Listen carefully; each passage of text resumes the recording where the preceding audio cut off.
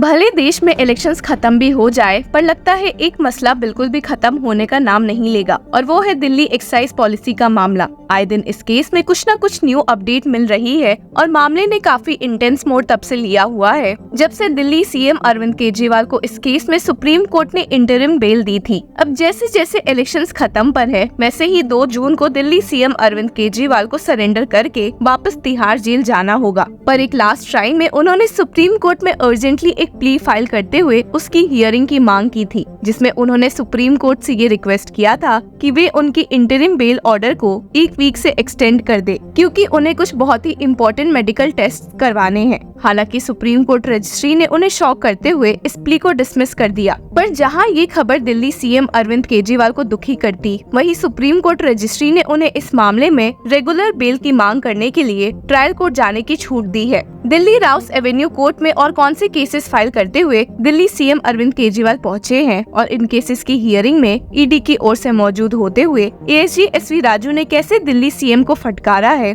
इस वीडियो में हम देखेंगे। तो चलिए एक नजर डाल लेते हैं इस पूरे मामले पर उससे पहले एक नजर यहाँ डाल लेते हैं कि भला सुप्रीम कोर्ट रजिस्ट्री ने अरविंद केजरीवाल की एक्सटेंशन प्ली को रिजेक्ट क्यों किया। Registrar judicial listing Pavnish D ने 28 मई को पास किए गए एक ऑर्डर में कहा था कि आम आदमी पार्टी लीडर इस केस में इंटरिम रिलीफ की एक्सटेंशन की मांग नहीं कर सकते हैं, जब उनकी मेन प्ली अभी तक सुप्रीम कोर्ट में पेंडिंग है। The order stated Order 15 Rule 5 of the Supreme Court Rules 2013 enables the registrar to refuse receiving a petition on the ground that it discloses no reasonable cause or is frivolous or contains scandalous matter. When the prayer made by the applicant in this application is considered, I am of the opinion that no reasonable cause or grounds are made out by the applicant to entertain this application. सिर्फ यही नहीं बल्कि registry ने ये भी पाया कि केजरीवाल द्वारा फाइल्ड प्ली गलत है और सुप्रीम कोर्ट के ऑर्डर के कन्फ्लिक्ट में है and had stated the relief sought for is beyond the scope of the main appeal since the issue relating to the validity of arrest of the applicant is in question and not relating to his release on bail. For all these reasons, I refuse to receive the present application as it does not disclose any reasonable cause for being entertained. पर इसके साथ ही supreme court registry ने अरविंद केजरीवाल को regular bell apply करने के लिए trial court जाने की लिबर्टी दी थी और बिना देरी करते हुए दिल्ली सीएम अरविंद केजरीवाल ने रेगुलर बेल की मांग दिल्ली राउस एवेन्यू कोर्ट में की है।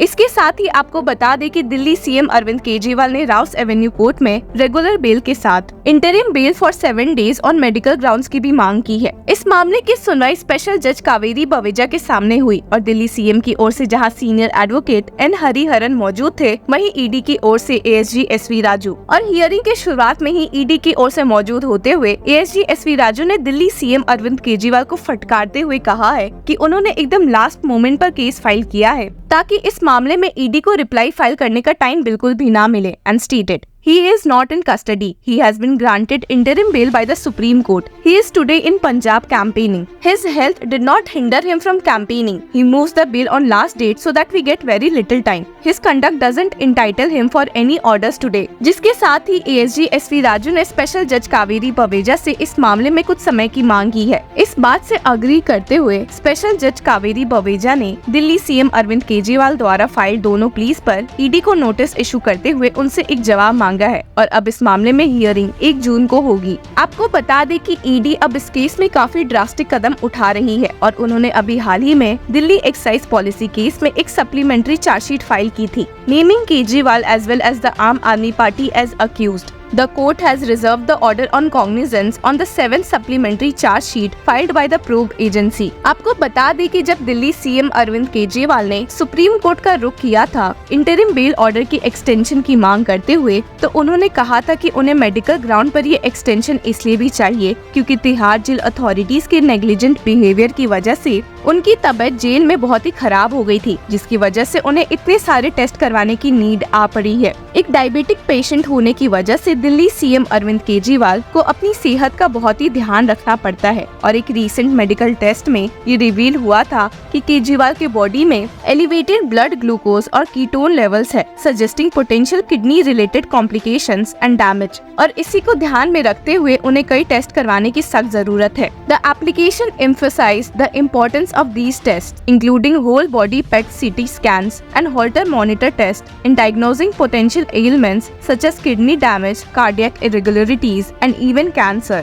Early detection, it stressed, is crucial for preventing further progression of these diseases and mitigating associated risk to Kejriwal's life. अपने प्ली में दिल्ली सीएम अरविंद केजरीवाल ने कहा भी था कि वे सुप्रीम कोर्ट के इस इंटरिम ऑर्डर के बहुत आभारी है, जिसकी वजह से उन्हें इलेक्शन प्रोसेस की कैंपेनिंग में हिस्सा लेने का मौका मिला है और सुप्रीम कोर्ट जो भी ऑर्डर आगे पास करेगी वे उससे कॉम्प्लाई करेंगे। The plea stated, further the appellant undertakes to comply with any other conditions which this honorable court deems fit to impose for the said extended period of 1 week. The appellant once again expresses his deepest gratitude and bows down to the majesty of this court for allowing him to participate in the political process. Another week of interim medical bail will allow the appellant to take stock of his health complications in a holistic manner before submitting to the authority of the law. तो जहां अब 1 जून को ही पता चलेगा कि इस मामले में ट्रायल कोर्ट क्या अपना फैसला दिल्ली सीएम के फेवर में देगी या नहीं, वहीं आपको बता दें कि दिल्ली सीएम के साथ साथ उनके एड बिप्लब कुमार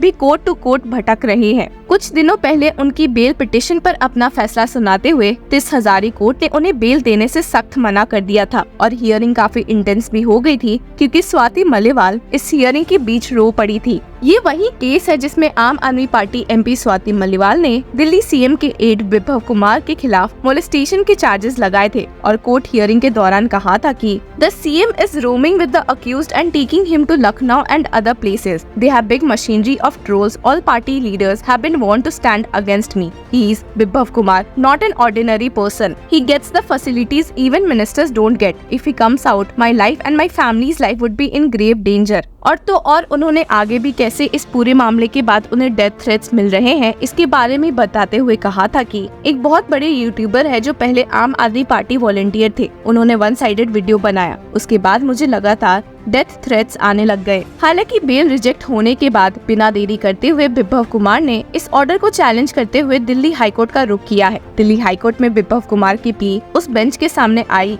जिसमें कि एक्टिंग चीफ जस्टिस मनमोहन और जस्टिस मनमीत PS अरोड़ा मौजूद थे। बिप्लब कुमार के काउंसिल ने इस केस में अर्जेंट हियरिंग की मांग की, arguing that the arrest was made in violation of section 41A of the code of criminal procedure. हालांकि कोर्ट ने इस मामले को 31 मई के लिए लिस्ट किया है, तो देखना होगा कि उस दिन कोर्ट का क्या फैसला रहता है। आपको बता दें कि अपने पिटिशन में Biplab Kumar sought a direction to declare his arrest as illegal and in gross violation of the provisions of section 41A of the code of criminal procedure and against the mandate of the law. He also sought appropriate compensation for his illegal arrest and initiation of departmental action against the erring officials who were involved in the decision making of his arrest. इन्हीं सब के बीच में आम Aadmi party MP Swati Maliwal ने claim किया है कि वे किसी भी हालत में आम आदमी पार्टी से रेजिग्नेशन नहीं देने वाली है और एक इंटरव्यू में कहा कि Despite being beaten up so badly, I tried to compose myself because there was a larger election underway and I knew this issue would be politicized.